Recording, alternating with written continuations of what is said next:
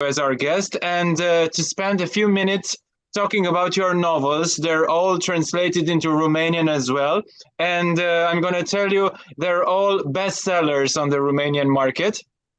Oh, that makes me so happy. Thank you. Absolutely. And in this particular matter, Romania aligns itself with the other countries of the world that have seen your books on the list of the bestsellers everywhere. I'm going to start by talking about your debut novel, about Everything I Never Told You, because it is also the first book that I've read with your signature, and probably it left an indelible mark on me. So I'm gonna start by asking you, is your first novel actually about all these things that we never say to each other?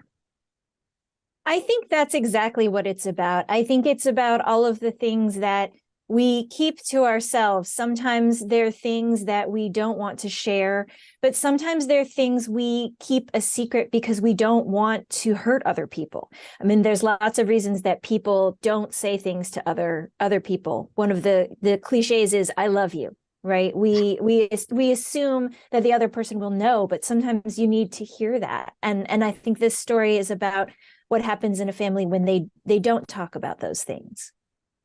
Well, actually, everybody or almost everybody seems to praise honesty and openness and being sincere towards the other ones, especially the close ones. Yet there are some things, good or bad, that are always hard to be said on a loud voice. Why do you think that happens?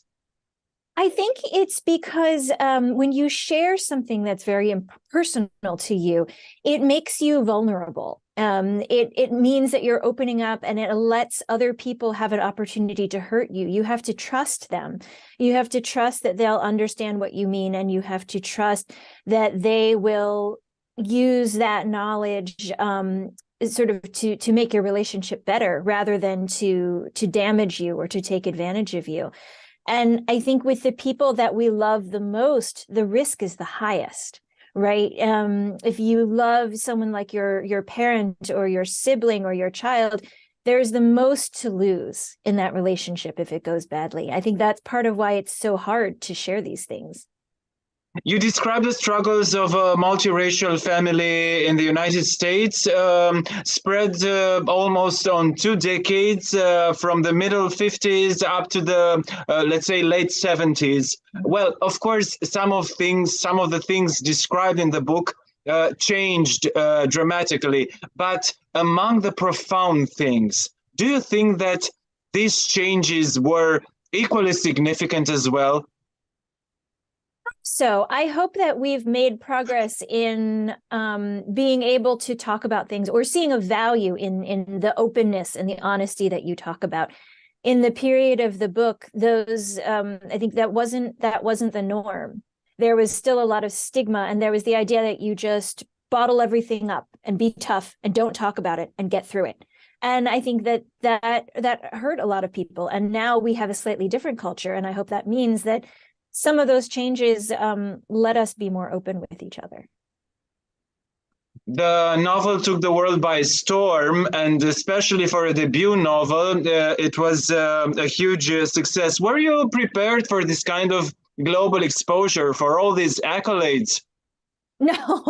No, not at all. I mean, when I wrote the novel, I really wasn't sure if anybody would ever want to read it. I wasn't sure that I could finish it. I'd never written a book before. And I didn't know if it would speak to anybody. I thought of it as a very small story about one family, a particular set of circumstances. And I wondered if it would mean anything to anybody else. So I'm so happy that so many readers have felt a kinship with the characters. It took you almost 6 years. Why? Partly I didn't know what I was doing. I'd never written a novel, and I knew what the story was from the beginning, but I didn't know how to tell it in a way that would convey the meaning. This story is about the family in their present day, and then the family's past, and how one influences the other. And I didn't know how to tell those two stories together. It took me a long time to experiment and figure out a way to do it. Well, you have already 3 novels as we speak. How do you feel that your percourse from the first one up to the latest one shifted you, crafted you as an author? I hope that I've learned more with each novel. I think in each book, I've started to look a little bit bigger. They all cover the same themes, I think, which is themes about identity, about family, especially parents and children, about feeling like you're an outsider, or finding the place that you belong, finding people who understand you. I think those are the big themes. But in each one, I think I've tried to stretch myself a little bit. The first one is really about a family. The second one is about a town. And the third one is about sort of a larger society. So, with each book, I try to do something new for myself to kind of grow as a writer. You somehow conveyed my next question, because I was going to ask you, since on one hand, secrets seem to be a very important thing for you as an author in order to explore them through your novels. On the other hand, we have this kind of family relationships, especially parents and children. And I was going to ask you, what kind of creative fuel, if I may say that, do they represent, both the family relationships and the secrets? I think they're always about us wanting to understand other people. We can't read each other's minds, as I always say to my child. I would say, you have to tell me what you're thinking or what you want, because I don't know it. I can't read your mind. And that's that interest in other people, that desire to know other people and really understand what they're thinking, what they've been through, what they want, what they need. I think that's so fundamental. For me, that's what links those things together. In the family, you grow up with those people if you're lucky, but there's still so many things about them you don't know. And that paradox is fascinating. You can spend your whole life with your sibling or your parent or even your child, and yet there's so many things about them that you may never know. And it's this endless trove of secrets that you kind of you hope they'll share with you, and that you sometimes want to share with them. On the other hand, probably this family relationship, let's say, topic that seems to cross through the whole of your body of work makes the books so relatable to in each and every corner of the world, because there's not a localized or a specific drama or story. Families seem to be everywhere, more and more the same. Yeah, the more places that I go, the more people that I meet, the more I find out that there are these huge similarities in families. Everybody has a different story, but at the heart, we're always trying to understand, how did I come from these people? Or I came from these people, how can I follow in their footsteps? There's always that sense of wanting to understand how you relate to your family, to where you come from. And I think that's universal. How do you write? Do you revise a lot? Do you come back to your own writings? Do you hesitate? When do you know you have the best version that you can possibly deliver? I revise a lot. For me, it's a slow process. I write sort of by instinct. I follow the characters, and I try to get to know them as if you're getting to know a person. Who are you? What are you interested in? Where did you grow up? Do you like your brother? Oh, you don't like your brother. Why don't you like your brother? What happened? That's how I find the story. And then I have to let it sit for a while, often several months. And then I come back to it with sort of a fresh perspective. And I look at it, and then I try to revise the story so that it's as clear and as meaningful and sort of as beautiful as I can make it. And then I revise it again, and I revise it again. So that's why it took so long. I think I know when I have the final version, when it's as close to what I have in my mind as it can be on the page. When I read it and I think this is I've said in my mind, I've said to myself what it was that I realized what I wanted to say. That's sort of when I know that it's time to let the story go. Well, one question that I never get bored of asking writers, and there's been quite a few in the last years, is do you allow yourself to be surprised by your own writings, by your own turn of stories? Because I know you are the author of the story, so you're supposed to know everything from the beginning up to the end. But still, is there this surprise element? There is always a surprise element for me. In fact, if I'm not surprised, the story does not feel alive to me. And usually that means I either don't know enough, I need to know more so that I can be surprised, or else the story is not working and I have to put it away. I know the story, but I don't always know how we get there. It's sort of like saying, I know that I'm going on a trip. I'm going from here to New York City, but I don't know what route I'll take to get there. I think I'm going to go this way, but suddenly this road looks very interesting. I'm going to go down it and I find something new on my way to New York. That's sort of how the writing process is for me. I need to explore in order to have the story feel living. Well, exploring on this family topic, maybe a little bit more, one would say that through fiction, one tries to come to terms with her or his own family past. Is this your case as well? I think that's true, but not autobiographically. I think part of my family story, I'm lucky that I love my family and we get along and we have a good relationship. But we're very different. My family are mostly scientists. My father was a physicist. Absolutely, my mother yes. is a chemist. My sister is an engineer. And I'm a writer. And they like books and I like science, but we approach the world differently. And so I think being a little on the outside of just seeing my family both from inside and also from outside, that's one of the themes that comes through in my book of what does it mean when you don't see eye to eye with your family. You love them, you respect them, you get along, hopefully. But what is it like if, you don't see the world in the same way they do? How do you make peace with that? And how do you find people who see the world in the same way that you do?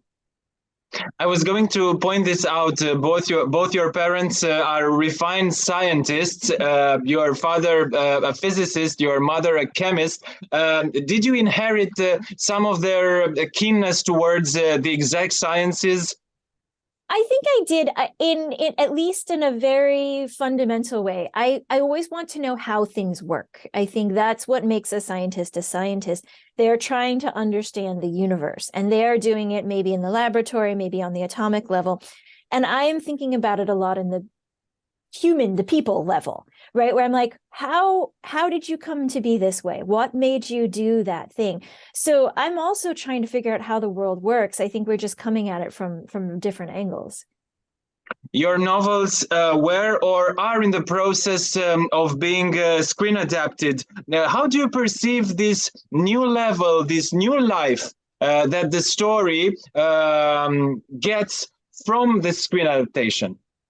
It's really fun. I enjoy it. I know some writers are not always excited about it. For me, it's a chance for the story to find a new audience, and it's also a chance for the story to grow and adapt and take on a new form. I think the best TV adaptations or film adaptations are ones where it's not a faithful recreation moment by moment of the book, because the film it's a different medium. It's like a different language. It's really being translated. And just as if you translate something into a different language, you have to say it differently, right? Maybe you tell the story differently. The grammar is different. It's the same in film.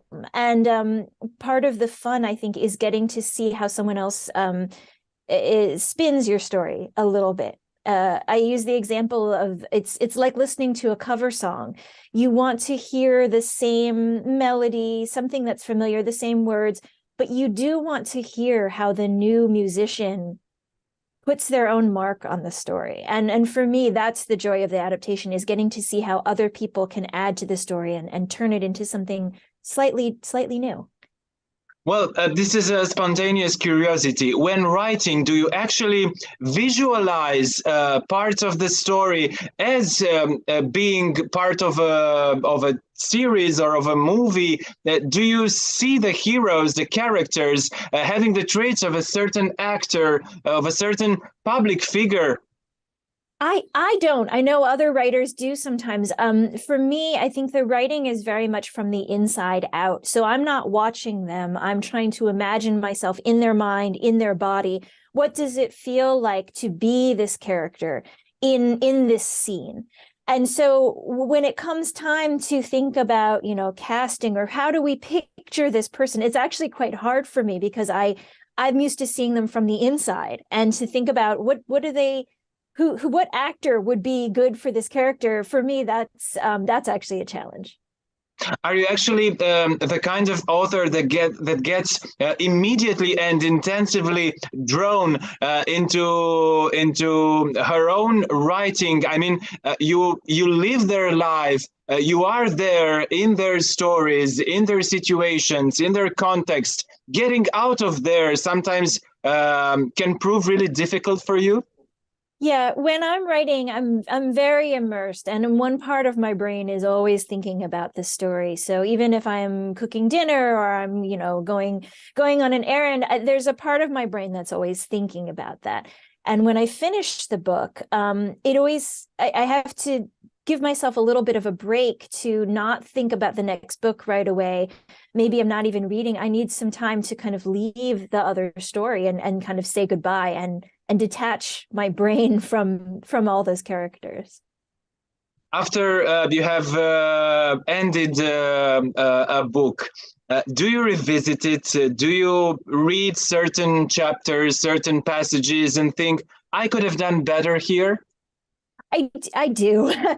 maybe I shouldn't admit that. I should say no. It's done. It's done. Yes. I think for me, I look back on it, and it's a little bit like looking at the work that you did when you were younger, when you were a young person or a teenager or even a child. I try to appreciate it for what it is, but I also recognize that hopefully I've grown, and I think that's a good thing. Now I go, oh, I would do that differently. Maybe I would write that sentence differently, but I leave it as it is because it's a reminder that's who I was then. That's the story that I was writing then and the writer that I was. And now I'm a different person. And so, of course, I would make changes, but I try not to. Celeste, you are an accomplished and worldwide recognized author today, but do you still have writers that influence you, that mark you, that you look up to? Oh, absolutely. There are certain classic authors that I turn to. I keep their books on the bookshelf and I reread them because I learn so much and I enjoy them as a reader. But I'm constantly looking sort of at up to those writers to think, how did you do that? How can I learn to do that? And I'm really inspired by my peers, by other writers who are writing their books now and publishing. I try to read as much sort of new fiction, from the past few years as I can to stay present in what's happening now, because people are doing really amazing work. And I learn so much from seeing what other authors are doing. They inspire me a lot. What do you actually admire the most in a writer, whether from the new generation or from the past? I really love language, and so I think an author really can tell me almost any story as long as the language and the telling are beautiful and careful, and I can tell that they've made the sentences work. I write by ear, kind of. It has to sound right in my brain. And so when I'm reading, I'm listening to the words. For me, that's one of the first things. It's like watching a really talented musician, to see just the things they can do with their instrument. I don't care what the song is. I'll listen to them play whatever they want to play. So actually, it's the music of the phrase, the music of the language that you admire the most, that you look up for in a writing, whether new or classic, let's say. Yeah. I think that's the first thing for me. I want a good story. I love, the story that will keep you turning pages and keep you up late at night. But it also needs that that music, as you put it, for me to be drawn in. Celeste, we are living troubled times. We have had a pandemic. We still have, unfortunately, a war ongoing. How do you think that all these things will put their mark on today's fiction? I've been wondering that. I'm curious to see how the pandemic shows up directly or indirectly in fiction and in poetry. And the same with the war. I think we are all processing what's happening. Sometimes it takes time for that to work its way into the art because we have to think about it. I wonder if it will make us reevaluate which things are really important to us. I know for me, during the pandemic, I started to realize how important it was to be connected to other people, how much I missed my community, the friends and family, of course, but even just you go outside and you are in your town and you see people. To go outside during the pandemic and see no one was really terrifying. And it made me recognize how much I value community and sort of sharing things with other people. I don't know what, other people will take from it or what we'll take from the war, but I wonder if those big events will lead to fiction where people are really saying this, whatever it is, this is the thing that we need to preserve. Do you think that also the public's, the audience's expectations changed in the frame of this social global events that we have experienced or still experiencing? I think so. I think there's no way that it could not, right? I know some people, they want to escape from the world that they have. And so they want a book that is nothing like it. And that's okay. Yeah. And some people, they want to read about what's happening or about times that are similar because you want to know that you're not the only one, right? You want a sense like we've gone through something like this before, we can survive it. But I also wonder if both of those groups, if they have to recognize now that we are all interconnected. There is a war happening right now and it's over there, but it affects us, not just in a practical way, but in an emotional and a social way. We are all part of the same world, the same with the pandemic. I wonder if the audience's sense of who their community is, if that has changed in starting to think of us as a global society rather than just, well, that's some other country, not me. I hope so. Celeste, it's been such a pleasure talking to you. Thank you so much. Thank you so much for having me on. Thank you for all of your wonderful questions. My pleasure. Thank you.